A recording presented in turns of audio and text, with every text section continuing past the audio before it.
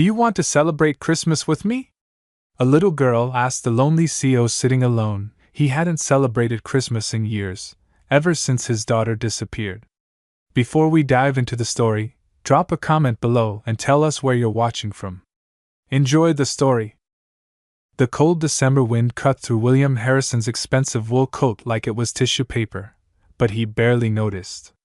Sitting alone on the weathered park bench, he stared at the cheerful Christmas decorations that seemed to mock his hollow existence. Red and gold ribbons fluttered from every lamppost, while families bundled in winter coats laughed and played in the distance. 7 years. 7 Christmas mornings without her. Bill closed his eyes and could still hear Emma's infectious giggle echoing through their mansion's empty halls. She'd been only 5 when she vanished on Christmas Eve, leaving behind nothing but a pink teddy bear and a father whose heart had stopped beating that day. The police had searched everywhere. Private investigators had followed every lead. But Emma Harrison had simply disappeared into thin air, as if she'd never existed at all.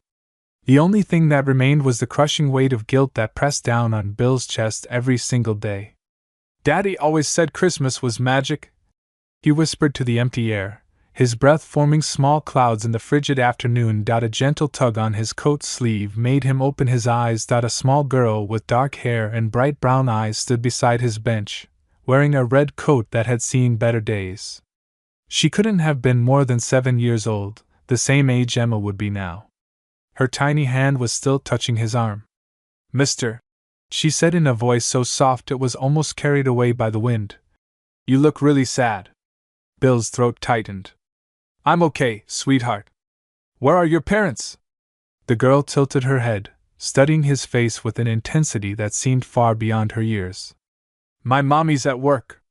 She's always at work." She paused, then smiled with the kind of pure innocence that could melt glaciers. "It's Christmas, and nobody should be alone on Christmas." Something about her voice, something familiar yet impossible, made Bill's heart skip a beat. "You want to come celebrate Christmas with me?" the little girl asked, extending her small hand toward him. "I know how to make really good cookies, and I have a Christmas tree. It's not very big, but it's pretty." Bill stared at her outstretched hand, and for the first time in 7 years, he felt something stir in his chest. Hope? Fear? He couldn't tell the difference anymore. "What's your name, sweetheart?" The girl's smile grew wider, and she said something that made Bill's blood run cold. "My name is Lily, but my mommy sometimes calls me by a different name when she thinks I'm not listening." She leaned closer and whispered, "She calls me Emma." Bill's hands trembled as he stared at the small girl who had just shattered his world with 3 simple words. The park seemed to spin around him, families and children blurring into meaningless shapes. 7 years of grief had taught him that hope was a dangerous thing, but this child standing before him with her innocent brown eyes and gentle smile. "Emma?" he whispered, his voice barely audible above the winter wind. Lily tilted her head, confusion flickering across her innocent features like clouds passing over the sun. "No, mister. I'm Lily. Emma is just what Mommy calls me sometimes when she's having her bad days. When she cries at night and thinks I can't hear her." Bill's heart hammered against his ribs so hard he thought it might burst. He studied every detail of her face with the intensity of a man examining evidence that could change his entire world. The curve of her nose was delicate, just like Emma's had been. The way her eyebrows arched slightly when she was confused. The small freckle just below her left ear that he had kissed goodnight 1,000 times. It could be coincidence. Children often looked similar. But those eyes. Those were definitely Emma's eyes. The same warm brown that reminded him of melted chocolate. The same long lashes that Rebecca used to say were wasted on a little girl. "Tell me about your mommy, Lily," Bill said, forcing his voice to remain steady as he knelt down to her level. His expensive suit absorbed the dampness from the snow-covered ground, but he didn't care about anything except the words that might come from this child's mouth. "She works at the diner on 5th Street. The one with the blue sign that blinks sometimes," Lily replied, swinging her small hands back and forth as children do when they're thinking. "She gets really tired, and sometimes she cries when she thinks I'm sleeping. She tells me stories about a little girl who used to live in a big house with lots of toys and a daddy who loved her very much. The blood drained from Bill's face, leaving him feeling dizzy and disconnected from reality. Emma had lived in a mansion filled with every toy a child could want. But millions of children lived in big houses. This proved nothing. He couldn't let hope destroy him again. She says the little girl in the stories had to go away because bad things were happening, but that someday she might see her daddy again. Lily continued, her voice taking on the sing-song quality that children use when reciting something they've heard many times. Would you like me to walk you home, sweetheart? Bill asked, his voice thick with emotion he was struggling to contain. Lily's face lit up like a Christmas tree, and she clapped her hands together with pure joy. Would you really?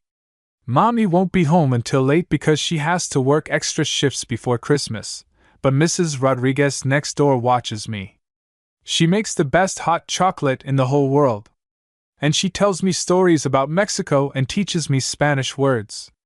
As they walked through the quiet residential streets, Bill's mind raced with possibilities and fears in equal measure. The neighborhood was modest but well kept, a world away from his estate in the hills. Small houses with Christmas lights twinkling in windows, pickup trucks parked in driveways, children's bicycles left on front lawns. This was the kind of place where people knew their neighbors' names and looked out for each other's children. Here we are, Lily announced proudly, pointing to a small yellow house with a crooked Christmas wreath hanging on the front door. The lawn was covered with snow, and someone had built a small snowman near the front steps. Icicles hung from the gutters like nature's own Christmas decorations.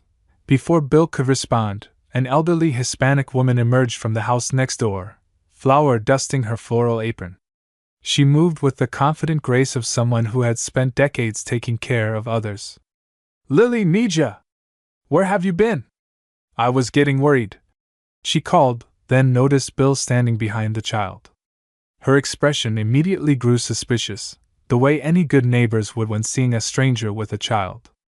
It's okay, Mrs. Rodriguez, Lily said, skipping toward the woman with the boundless energy only children possess. This is my new friend. He was sad in the park, so I invited him for Christmas. He needs someone to take care of him too. Mrs. Rodriguez studied Bill carefully, taking in his expensive clothes, the Mercedes parked behind him, the way he carried himself. Everything about him screamed wealth and privilege. And you are? She asked, her voice carrying the protective tone of a grandmother. William Harrison, Bill replied, extending his hand. I was just making sure Lily got home safely. The recognition in Mrs. Rodriguez's eyes was immediate and startling. She went pale, glancing quickly between Bill and Lily as if seeing them together had confirmed something she had long suspected. Mr. Harrison, she whispered. The Mr. Harrison? From the newspapers 7 years ago? Bill nodded slowly. 7 years ago, his face had been plastered across every news channel and newspaper in the state. Missing child. Desperate father. $1 million reward. No stone left unturned. Mrs. Rodriguez grabbed his arm, pulling him aside while Lily skipped toward her front door, humming a Christmas carol. Dios mío, she breathed, crossing herself. You need to know something about that child's mother. Something I should have told someone years ago. Mrs. Rodriguez glanced around nervously, as if afraid that the very walls might be listening, before ushering Bill into her small, warm kitchen. The smell of fresh tortillas filled the air, mixing with cinnamon and vanilla from the cookies cooling on every available surface. Family photos covered the walls and refrigerator. Grandchildren, quinceañeras, wedding celebrations spanning decades of love and life. Through the window, they could see Lily in her backyard, building a snowman with the fierce determination only a child could possess. She was talking to herself as she worked, probably creating an entire story about her frozen creation. Sit, please, Mrs. Rodriguez said, pouring coffee into 2 mismatched mugs that had clearly seen years of use. Her hands shook slightly, and she had to steady herself against the counter. What I'm about to tell you. I've kept this secret for 5 years, and it's been eating at my soul like a cancer. Bill's mouth went dry. 5 years? That's when Sarah and Lily moved in next door. Sarah Thompson, she calls herself now. But Mr. Harrison. Mrs. Rodriguez paused, crossing herself again and whispering a quick prayer in Spanish. That woman, she don't sleep at night. I hear her crying, praying, begging God's forgiveness for something terrible. Sometimes she walks the house like a ghost, and I can see her shadow moving past the windows until dawn. What are you saying? Bill asked, though deep down in his gut, a horrible understanding was beginning to form like ice crystals in his veins. The child, she don't remember much from before they came here. Sarah told me Lily had been in a terrible accident, lost most of her memory. Brain injury, she said. But sometimes. Mrs. Rodriguez lowered her voice to barely above a whisper. Sometimes that little girl says things that don't make sense. About a big house with a circular staircase. About a daddy who used to read her stories about princesses and dragons. About a pink teddy bear named Mr. Snuggles that she misses every single day.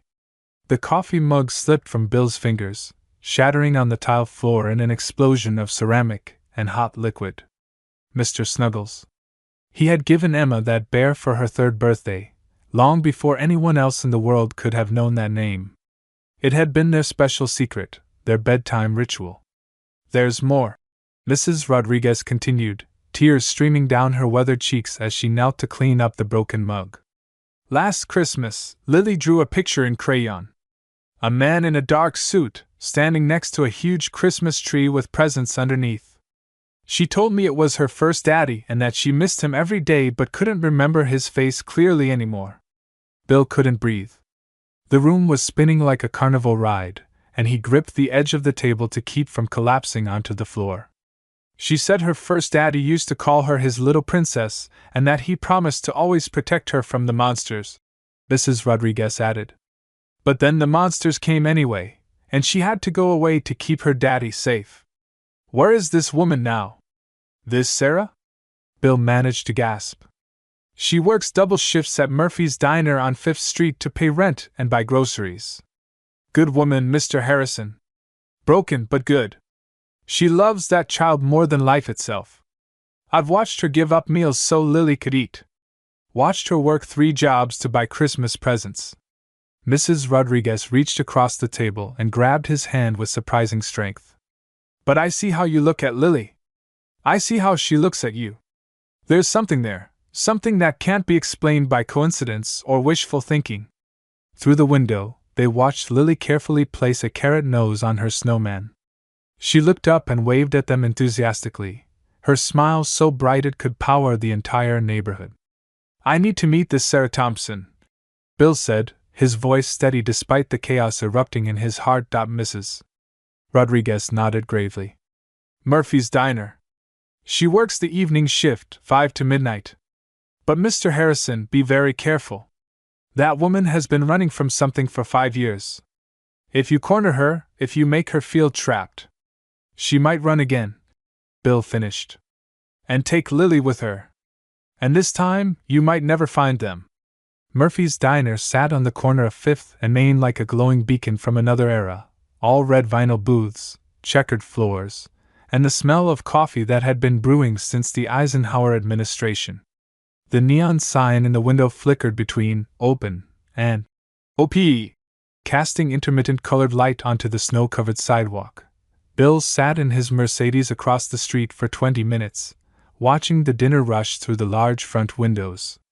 Working families grabbing quick meals between jobs, elderly couples sharing pie and conversation, teenagers on dates fumbling through awkward small talk. Normal life continuing while his world teetered on the edge of everything changing forever. And then he saw her. The woman behind the counter moved with the practiced efficiency of someone who had been waitressing for years, balancing multiple plates on one arm while refilling coffee cups with the other. But there was something else in her movements, something in the way she held her shoulders rigid and avoided making direct eye contact with customers. She was running, even while standing still, always ready to bolt at the first sign of danger. Sarah Thompson had strawberry blonde hair pulled back in a messy ponytail that had escaped its confines throughout her shift. She wore the standard diner uniform: black pants, white shirt, sensible shoes, but Bill could see beneath the facade of working-class anonymity. This was a woman who had once lived a very different life, someone who had known comfort and security before everything fell apart. Taking a deep breath that felt like swallowing shards of glass, Bill crossed the street and pushed through the diner's front door. The bell above chimed cheerfully, and several heads turned toward him with the mild curiosity of small-town diners assessing newcomers. His expensive suit and handmade shoes stood out like a peacock among pigeons. He chose a booth in Sarah's section and waited, his hands folded on the table to hide their trembling. The familiar sounds of the diner clinking silverware, muffled conversations, the hiss of the grill seemed amplified and distant at the same time. When she approached his table, order pad in hand and a professionally friendly smile on her lips, their eyes met for the first time in 7 years. The coffee pot in her hand slipped, crashing to the floor in an explosion of glass and scalding liquid that sent other customers jumping back in alarm. "Hello, Margaret," Bill said quietly, using the name he had known her by when she was his wife's younger sister. Sarah Margaret went white as a sheet, all the blood draining from her face until she looked like a ghost. Other customers were staring now, concerned by the broken coffee pot and the obvious distress of their waitress, but she didn't seem to notice anything except the man sitting across from her. "You can't be here," she whispered, her voice barely audible over the diner's normal chatter. "We need to talk. I said you can't be here." Panic was creeping into her voice like rising water. "I have to. I need to." She started backing toward the kitchen, but Bill stood up, his movement deliberate and non-threatening. "Margaret, please. It's about Emma." The sound of her daughter's real name stopped her cold, as if she had walked into an invisible wall.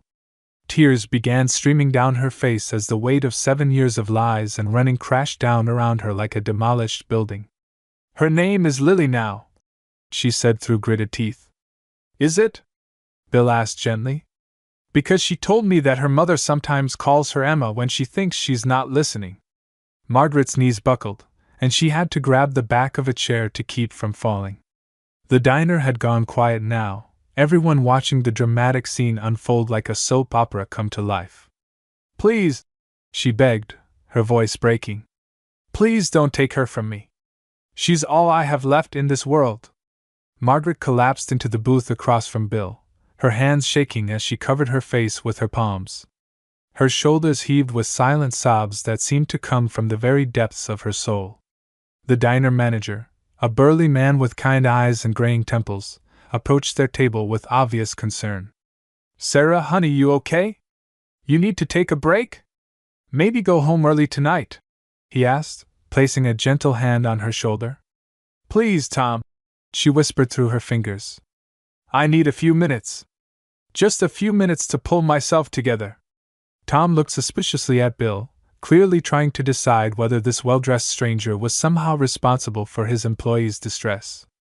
"Take all the time you need, sweetheart. Jenny can cover your tables, and I'll handle the cleanup. You just worry about yourself." When they were alone in their cornered booth, Margaret finally looked up. Her eyes were red and swollen, mascara creating dark tracks down her cheeks, but there was also something else, their relief. The deep, profound relief of someone who had been carrying an impossible burden for far too long, and could finally set it down. "I never meant for any of this to happen," she began, her voice barely above a whisper. "That night, December 23rd, 7 years ago. I was supposed to watch Emma while you and Rebecca went to that charity gala. The Children's Hospital fundraiser, remember?" Bill remembered perfectly. He and his wife had been attending one of the biggest social events of the year, a black tie affair where Denver's elite gathered to write large checks and feel good about themselves. They'd planned to be home by midnight, and Emma had been excited about her Aunt Maggie staying over. "But I was using again," Margaret continued, tears streaming down her face. "I'd been clean for 3 months, going to meetings every day, seeing my sponsor twice a week. But that day I couldn't handle it anymore.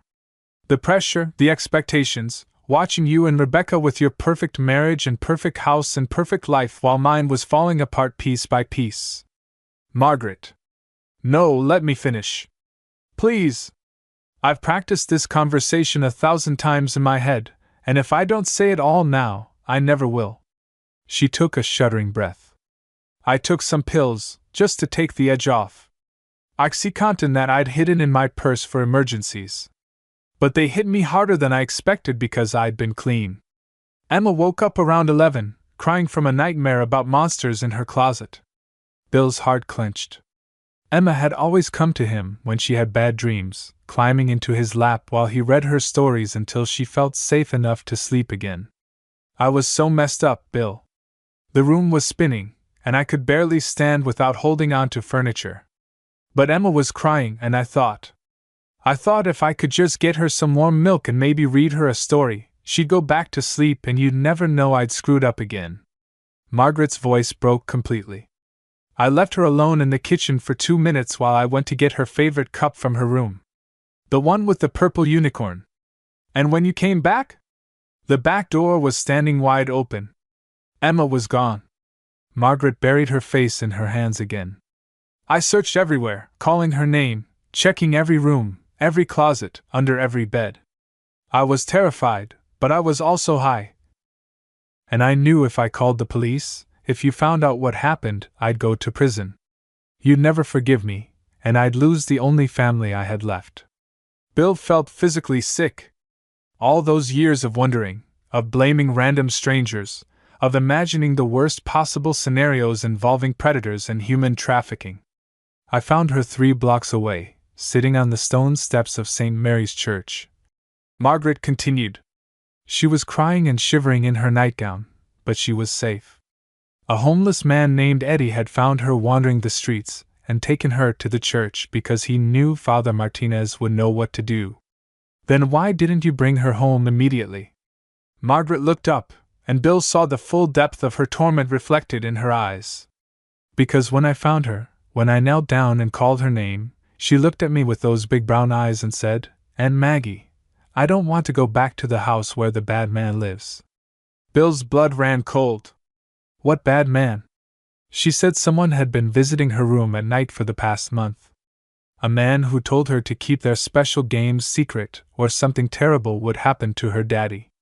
Margaret's voice was barely audible now. Bill, someone was molesting our little girl, and none of us knew. Bill sat in stunned silence, feeling as though the entire world had shifted off its axis. The diner buzzed with evening conversations around them, families discussing Christmas plans, couples laughing over shared desserts, teenagers planning weekend adventures, but their booth felt like an island in a storm, isolated from all normal human experience. You're telling me that someone was... Bill couldn't finish the sentence. The words seemed to stick in his throat like broken glass. Abusing her. Yes. Touching her in ways that no one should ever touch a child. Margaret wiped her eyes with a paper napkin, leaving streaks of mascara on the rough brown paper. Bill, think about it carefully. Who had unrestricted access to your house? Who knew Emma's routine, her bedroom, her schedule? Who could come and go without anyone questioning their presence? Bill's mind raced through the possibilities like a detective reviewing case files. Housekeepers who had worked for them for years. Gardeners who maintained their extensive grounds. Security guards who patrolled the property. Family friends who visited regularly. The list was extensive, and the thought that any of them could have been hurting Emma made him physically ill. After I found Emma that night, I drove. We drove all night through the mountains, and I kept thinking I'd take her back in the morning, call you, explain everything. But every time I mentioned going home, she'd start crying hysterically. She kept saying the bad man would hurt her daddy if she told anyone what their special games were. Why didn't you call the police? Child Protective Services? The FBI? Anyone who could have helped? Margaret laughed, but there was no humor in it, only bitter irony. A drug addict's word against your household staff? Your reputation against mine? Bill, you had power, money, influence. Half the police force owed their careers to donations from your foundation. I was nobody, a junkie, a failure, someone who couldn't even stay clean long enough to babysit her own niece.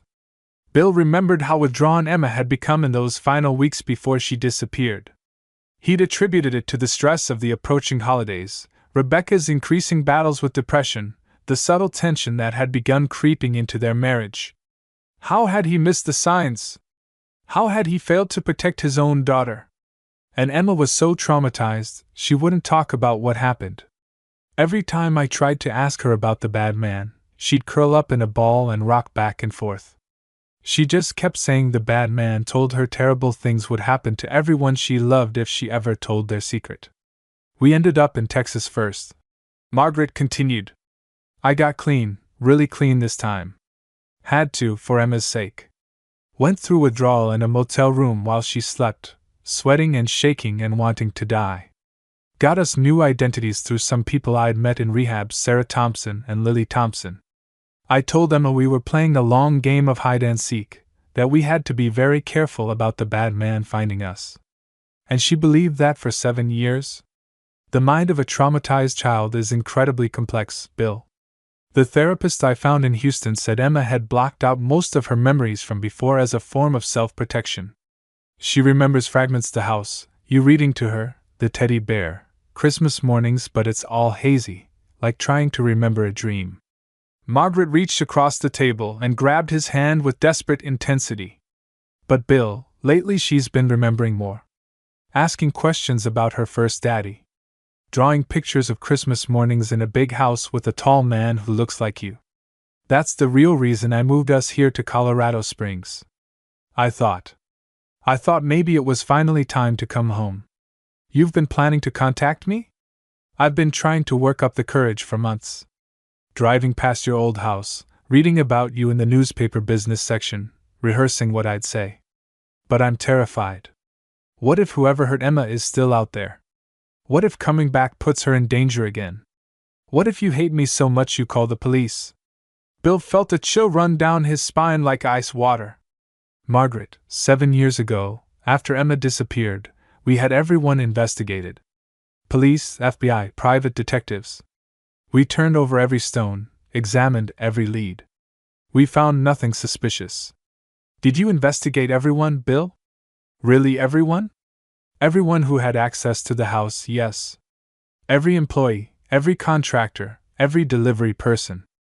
Margaret's grip on his hand tightened until her knuckles went white. Bill, the night Emma disappeared, someone else was supposed to be watching her. Someone you trusted completely. Someone who called at the last minute and said they couldn't make it, which is why you asked me to babysit instead. Bill's heart stopped beating. He knew exactly who Margaret was talking about, and the realization hit him like a physical blow. Your brother-in-law. Rebecca's older brother. Uncle David. The man who had been like a second father to Emma. The man who had organized volunteer search parties and coordinated with law enforcement. The man who had helped Bill during his darkest moments and promised they'd never stop looking. The man who had unrestricted access to their home and possessed keys to every door. David suggested hiring the private investigators. Bill whispered, the horrifying truth dawning like a nightmare coming into focus. He recommended the security firm.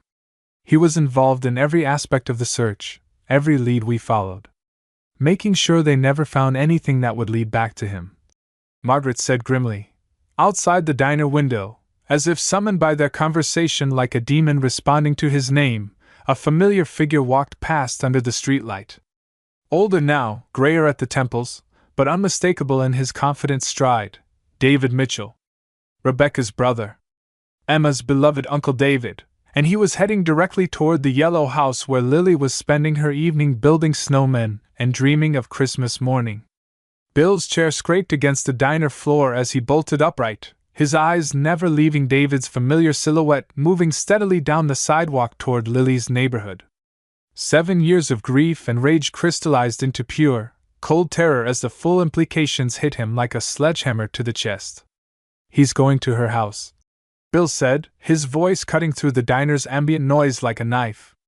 Margaret, he's walking straight toward Lily right now. Margaret followed his gaze through the window and went deathly pale.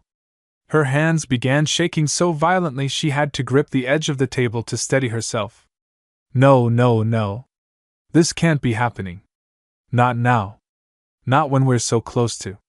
How could he have found you? Bill demanded, pulling out his phone to call 911, then stopping as he realized what he would have to explain. A kidnapped child, 7 years of lies, a man who might be innocent walking down a public street. I don't know. Margaret's voice cracked with panic. We've been so careful, so quiet. We pay rent in cash. Lily goes to a private school under her new name. We never talk to neighbors about our past. Unless. Her eyes widened with horror. Unless he's been watching, waiting for us to surface. Bill's mind raced through possibilities. David had connections everywhere: law enforcement, private investigators, social services. If he'd been monitoring missing children databases, looking for girls who matched Emma's description. The Christmas decorations. Margaret whispered suddenly. Last week, Lily insisted we put up Christmas lights like the big houses have. I thought it would be safe, just a few string lights on the porch. But if he drove through neighborhoods looking for signs of a 7-year-old girl celebrating Christmas. Through the window, they watched David pause under a streetlight, checking something on his phone. He was less than 2 blocks from the yellow house where Lily was probably helping Mrs. Rodriguez bake cookies for tomorrow's Christmas Eve celebration. We have to warn her, Bill said, already moving toward the door. We have to get there before he does. Bill, wait. Margaret called, stumbling after him. What if we're wrong? What if this is just a coincidence? If we burst in there accusing David of being a child molester, and we're mistaken? Then we'll apologize and figure out how to rebuild our lives. Bill replied grimly. But if we're right and we do nothing, we'll lose Emma forever. And this time, she won't just disappear. David knows we're onto him now. Margaret grabbed her purse and coat, calling out to Tom behind the counter. I have to go. Family emergency. The winter air hit them like a slap as they rushed outside. Bill's Mercedes was parked across the street, but David had already disappeared around the corner. The snow crunched under their feet as they ran, and Bill's expensive shoes slipped on the icy sidewalk. He had 7 years to think about this. Margaret panted as they reached the car. 7 years to plan what he'd do if Emma ever resurfaced. Bill, what if he doesn't just want to silence her? What if he wants to take her somewhere we'll never find her? Bill's hands shook as he started the engine.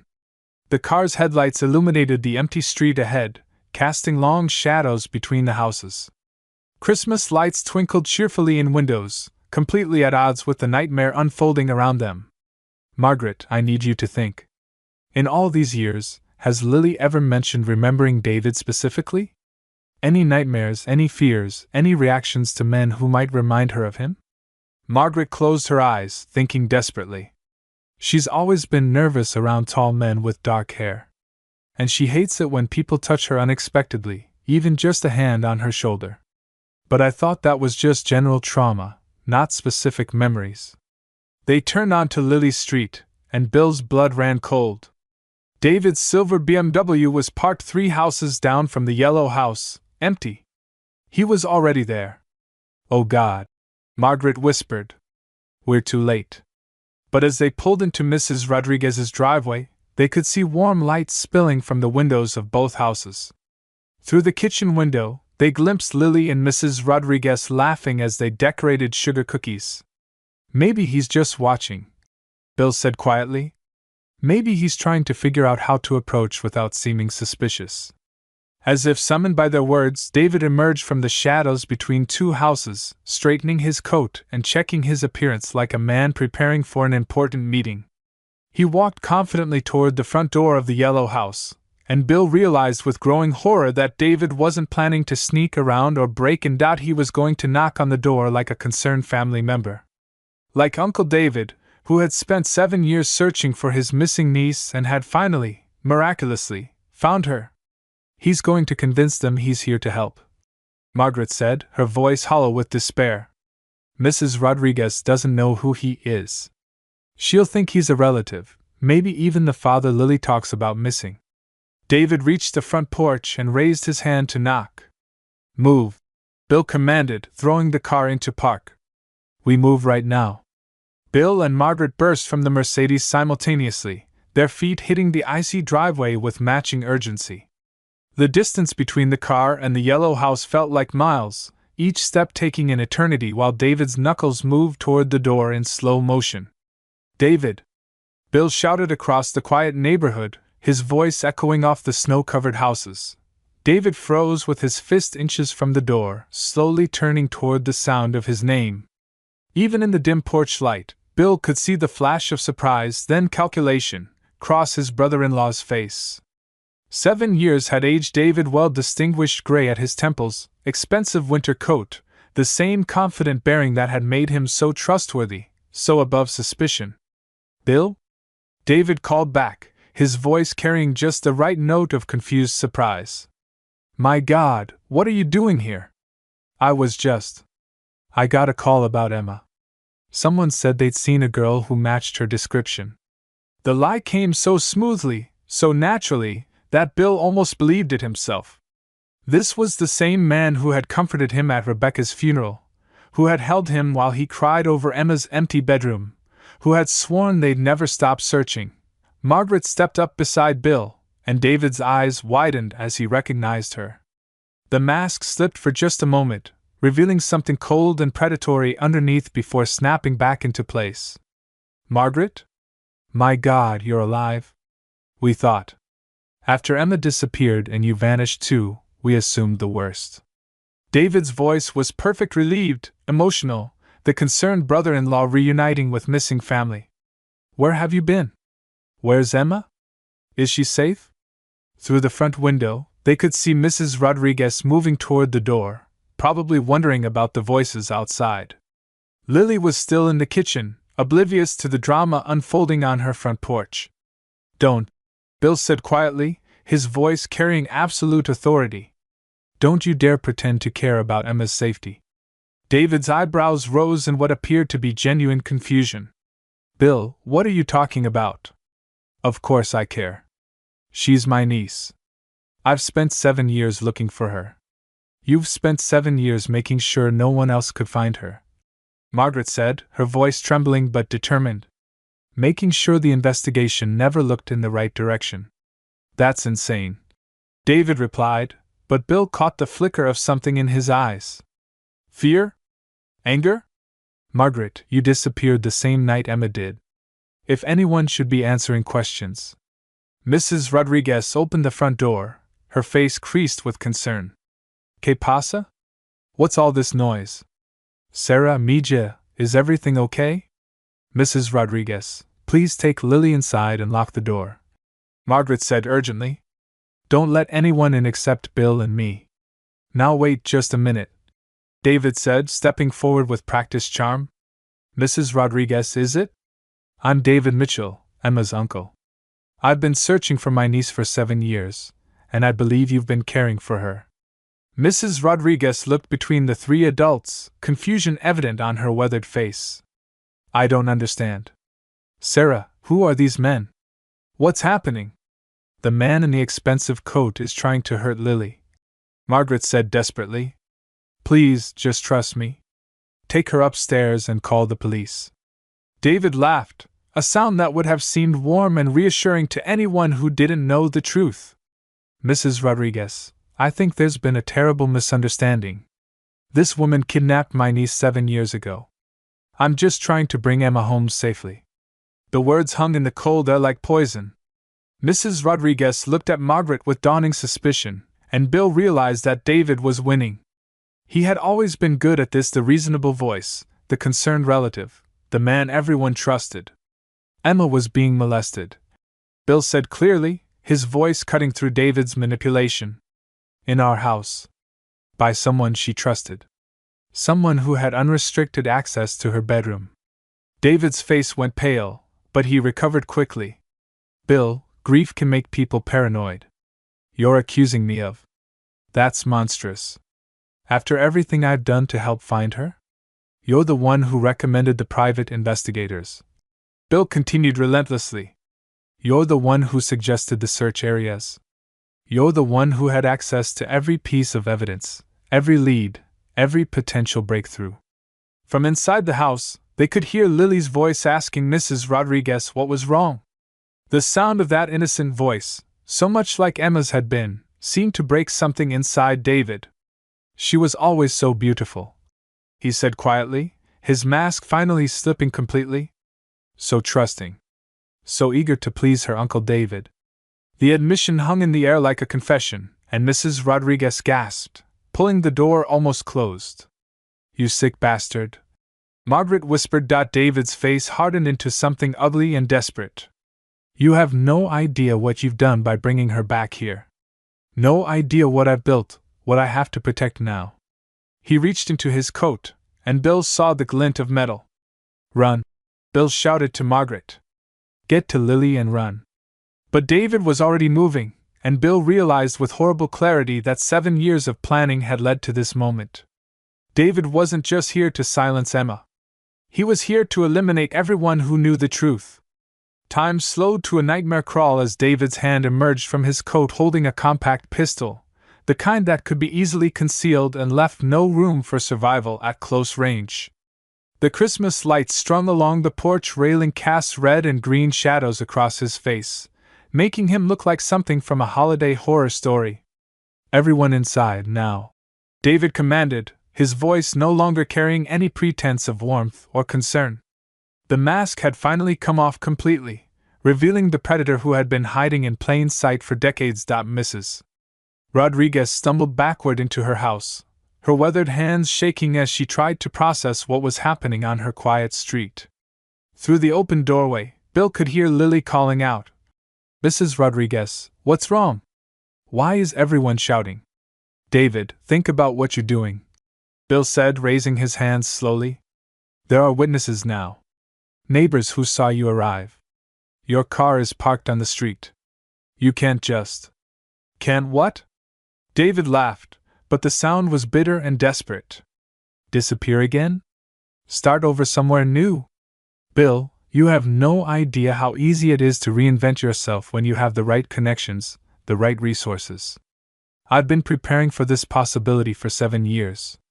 Margaret was edging toward the front door, clearly trying to get to Lily, but David swung the gun toward her. Don't move, Margaret. You've caused enough trouble already. Do you have any idea how perfect everything was before you decided to surface again? I had a new life, new identity, a position of respect in the community. And Emma. Lily. She was starting to forget. The therapy was working. In a few more years, she would have been completely free of those troublesome memories. You mean free to be abused again? Margaret said through gritted teeth. I mean free to be loved. David replied, and the genuine conviction in his voice was perhaps the most terrifying thing of all.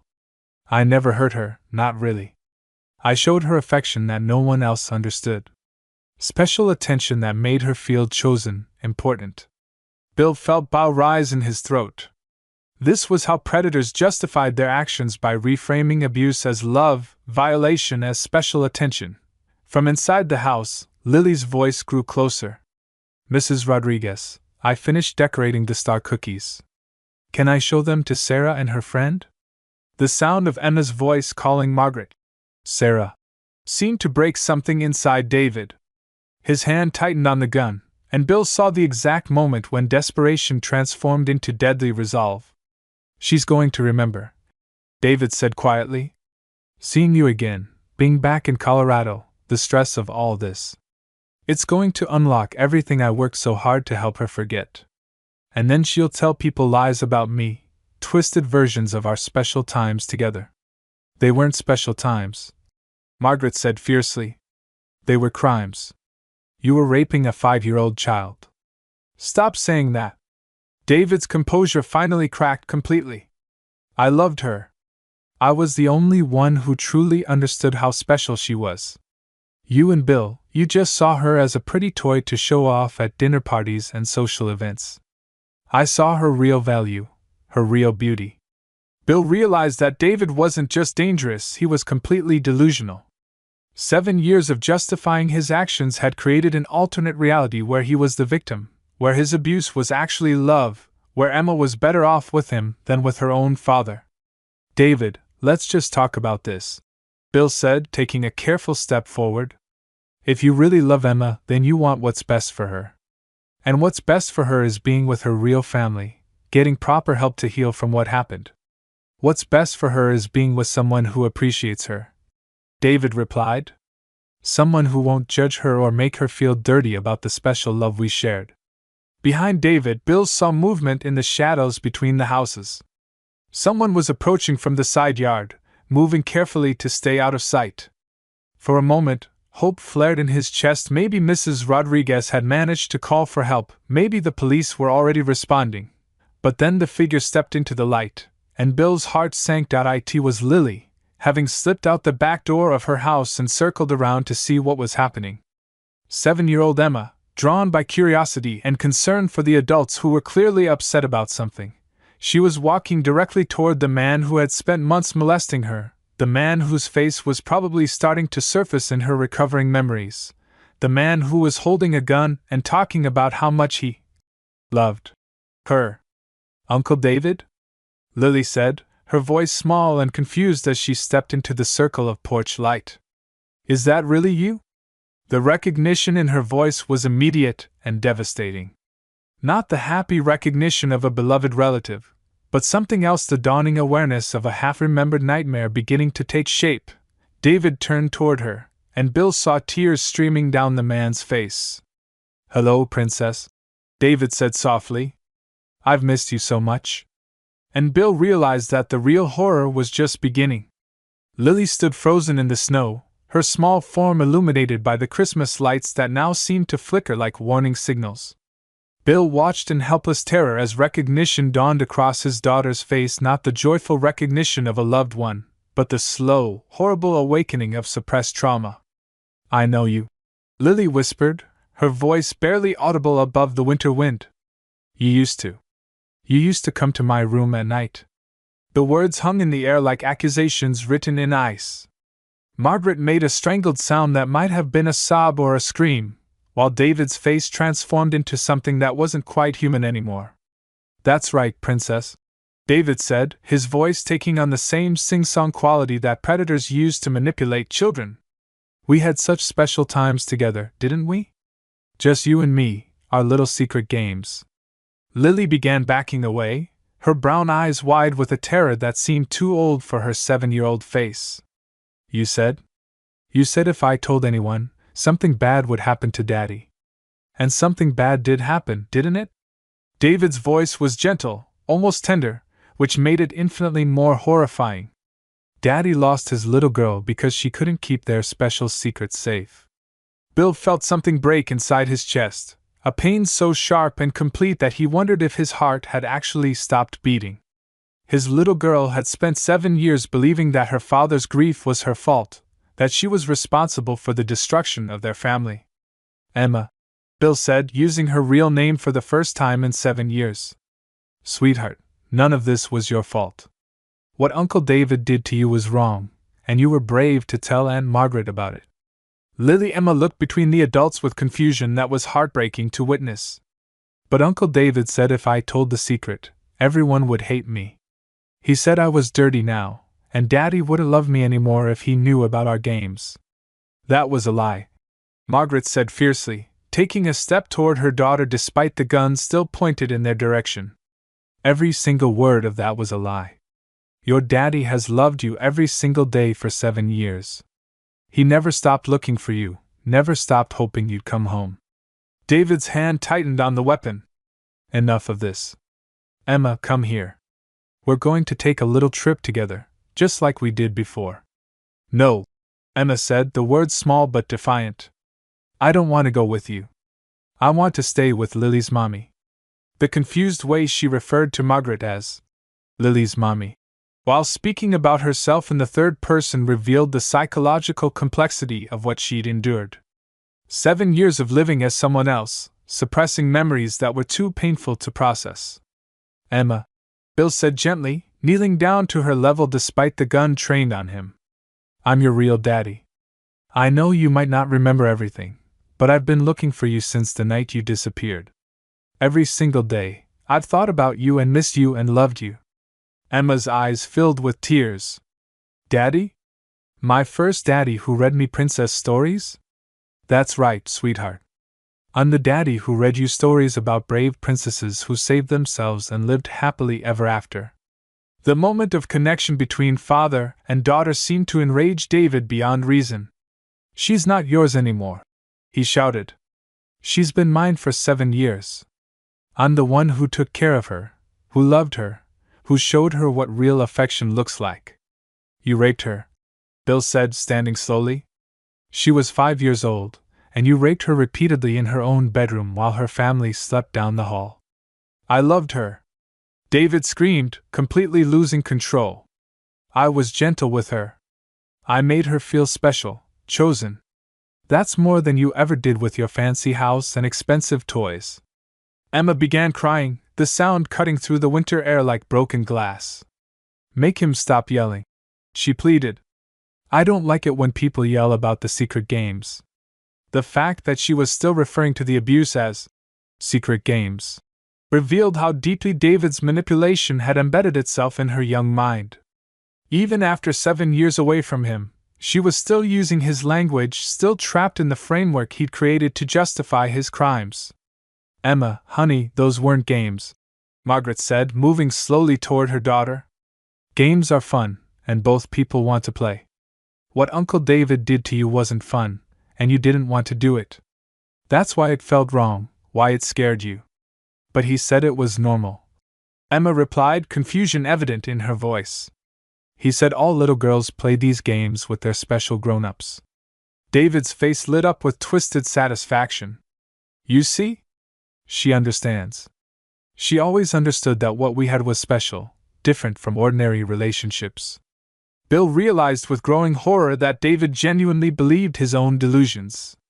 7 years of living with his crimes had required him to construct an elaborate fantasy where he was the hero of the story, where his abuse was actually love, where Emma was better off with him than with her real family.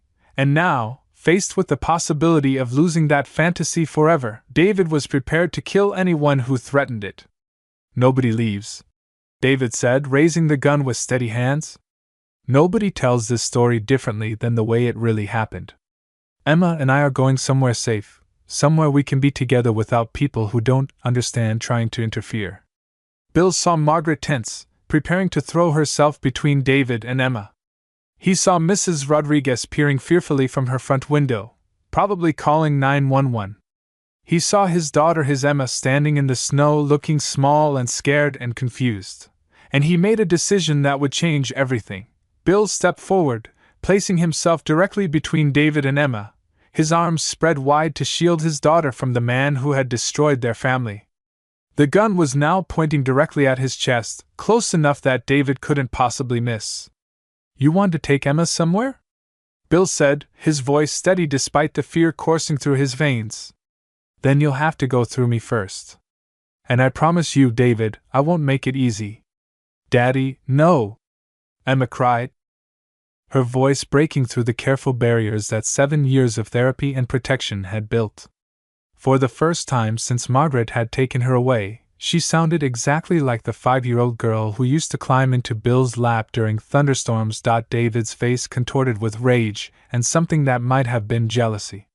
She called you Daddy, he said, his voice filled with bitter resentment. After everything I've done for her, all the love I've shown her, and she still calls you Daddy. Because that's what I am, Bill replied. I'm her father. Not you. You're nothing but a predator who hurt a little girl and convinced yourself it was love. In the distance, Bill could hear sirens approaching. Mrs. Rodriguez had managed to call for help. But the police were still minutes away, and David was growing more unstable by the second. 7 years, David said, his voice taking on a dreamy quality. 7 years I've imagined this moment. Emma and I, reunited at last. I had it all planned out, a cabin in Montana, far from anyone who might try to separate us. We could have been so happy together. That's not happiness, Margaret said, edging closer to Emma. That's imprisonment. That's continued abuse. Emma deserves a real life, with people who love her without hurting her. I never hurt her, David screamed.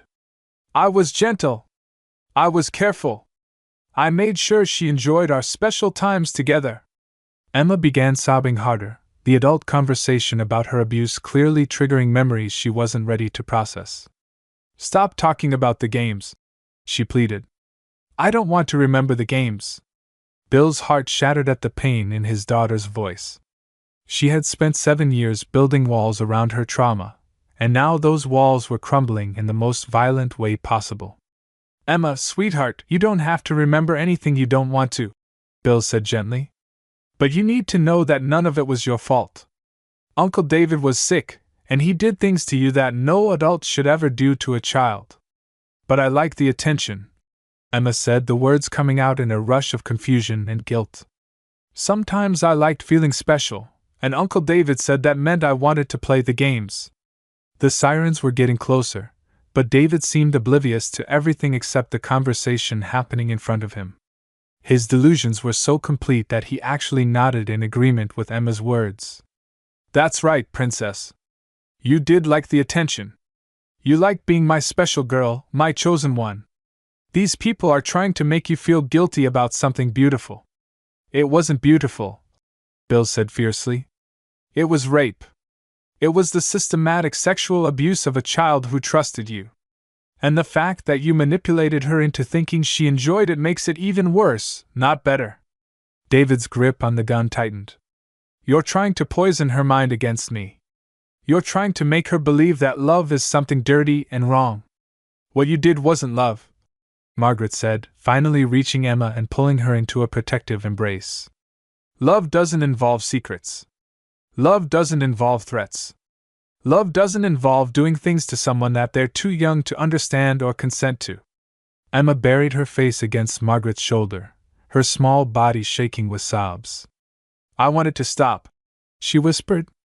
"I want all the confusing feelings to go away."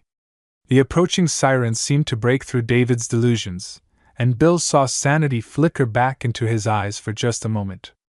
The realization of what he'd done, what he was doing, what he was about to lose forever. "They're going to take me away," David said, his voice suddenly small and lost. "They're going to put me in prison, and I'll never see Emma again." "That's right," Bill said firmly. "Because that's what happens to people who hurt children. That's justice." David looked at Emma one last time, and Bill saw something shift in his expression. The delusions were cracking, reality seeping in through the breaks, and with it came a desperation that was even more dangerous than his fantasy. "If I can't have her," David said quietly, "then no one can." He raised the gun, but instead of pointing it at Bill or Margaret, he aimed it directly at Emma. "She was mine first," David whispered. "She'll always be mine." Bill didn't think. He moved on pure paternal instinct, throwing himself forward just as David's finger began to squeeze the trigger. The world exploded in sound and light and pain, and the last thing Bill saw before everything went dark was Emma's face, safe in Margaret's arms, finally free from the man who had stolen her childhood. Police cars skidded to a stop in the snow, their red and blue lights painting the scene in alternating colors of emergency and hope. Christmas Eve had arrived at last, and Emma Harrison was finally coming home.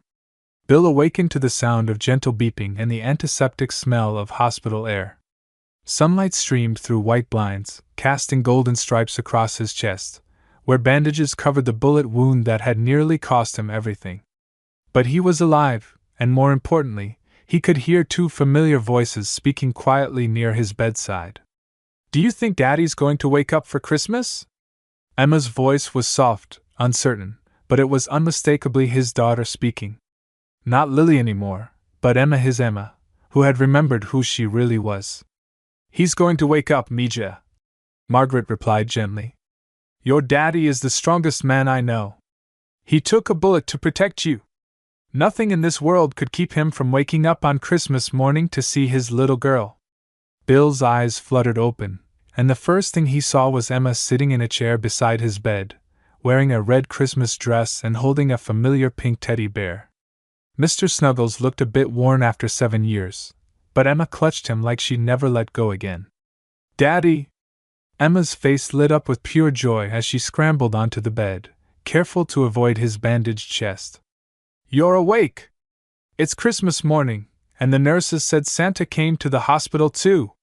Bill wrapped his good arm around his daughter, breathing in the scent of her hair and marveling at how perfectly she fit against his side, just like she had 7 years ago. "Hello, Princess," he whispered, his voice hoarse with emotion. "I've missed you so much." "I remember everything now," Emma said quietly. "I remember you reading me stories, and Mommy making pancakes on Saturday mornings, and how you used to call me your little princess warrior. I remember the bad things Uncle David did too, but Margaret says that's okay.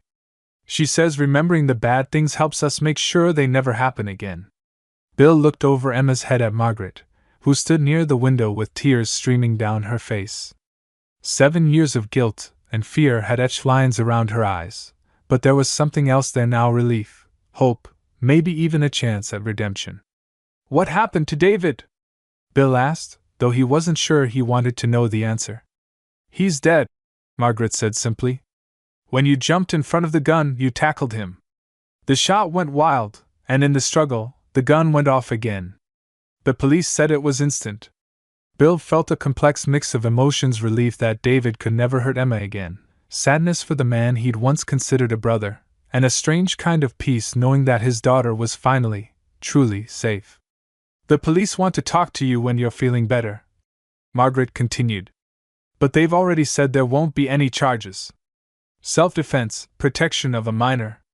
The detective said you're a hero." "I'm not a hero," Bill said, tightening his hold on Emma. "I'm just a father who got his daughter back." Dr. Sarachin, the trauma specialist who had been working with Emma since Christmas Eve, knocked softly on the door frame. "I hope I'm not interrupting, but I wanted to check on our patient." "Both our patients, actually." Emma had been remarkably resilient throughout the psychological evaluation process. Dr. Chin explained that children were often more adaptable than adults realized, especially when surrounded by love and support. "Emma has been very brave," Dr. Chin said with a smile. "She's been able to talk about some difficult things, and she understands that what happened to her wasn't her fault. It's going to take time, and there will be setbacks, but with proper therapy and a stable, loving environment, she can absolutely heal from this trauma." "What about her memories?" Bill asked. "Will she remember being Lily Thompson?" "Some of it, probably," Dr. Chin replied. "Those 7 years were real life, real experiences. Margaret gave her a loving, stable home during those years, and that love helped protect her from even more psychological damage. In many ways, having two identities may have actually helped Emma survive." Margaret stepped forward, her hands clasped nervously in front of her. "Bill, I know I can never undo what I did. Taking Emma away from you was wrong, even if I thought I was protecting her. I've stolen 7 years of your life together, and I don't expect you to forgive me." Bill studied his former sister-in-law carefully. 7 years of raising Emma alone, working multiple jobs, living in constant fear of discovery. She had made a terrible decision in a moment of panic and drug-induced confusion, but she had also loved Emma fiercely and kept her safe. "Margaret," Bill said slowly, "you made a choice that night that I might never understand completely. But you also saved Emma's life, and you've spent 7 years making sure she was loved and cared for. That has to count for something." Emma looked between the two adults with the wisdom that only comes from surviving impossible circumstances. "Margaret is the mommy who took care of me when I was Lily," she said matter-of-factly. "And Daddy is the daddy who loves me no matter what. Can't we all be a family together?" The simple question from a 7-year-old cut through years of pain and recrimination. Bill looked at Margaret and saw not the woman who had taken his daughter away, but the woman who had given up everything to keep Emma safe when he couldn't. "I think that sounds like a perfect idea, Princess," Bill said softly. 3 hours later, Bill signed himself out of the hospital against medical advice. With Emma holding one hand and Margaret supporting his other arm, they walked into the snowy Christmas afternoon. The world looked different, somehow brighter, more hopeful, full of possibilities that had seemed impossible just days before. Mrs. Rodriguez was waiting at the yellow house with a Christmas feast spread across every surface of her small kitchen. The elderly woman had spent the morning cooking for what she called La Familia Reunida. The reunited family.as they sat around the mismatched table, sharing tamales and stories and laughter. Bill realized that this was what he had been searching for during all those lonely Christmas mornings. Not just Emma's return, but the understanding that family wasn't defined by blood or legal documents or perfect circumstances. Family was defined by love, by choice, by people who showed up for each other when everything else fell apart. "Daddy," Emma said as they sat together on Mrs. Rodriguez's couch later that evening. "Next Christmas, can we have a really big tree? And can Margaret help us decorate it? And can we invite Mrs. Rodriguez for Christmas dinner?" "We can do whatever you want, Princess," Bill replied, kissing the top of her head. "We have the rest of our lives to make new Christmas memories together." Outside, snow began to fall again, covering the world in fresh white promise. Inside, a father held his daughter close and whispered the same words he had whispered every Christmas morning for 7 years, words that had finally, miraculously, come true. "Merry Christmas, Emma.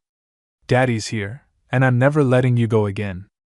As Emma drifted off to sleep in his arms, Bill thought about the long road ahead: therapy sessions, legal proceedings, learning to be a family again. But none of that mattered tonight. Tonight, on Christmas evening 2024, Emma Harrison was finally home.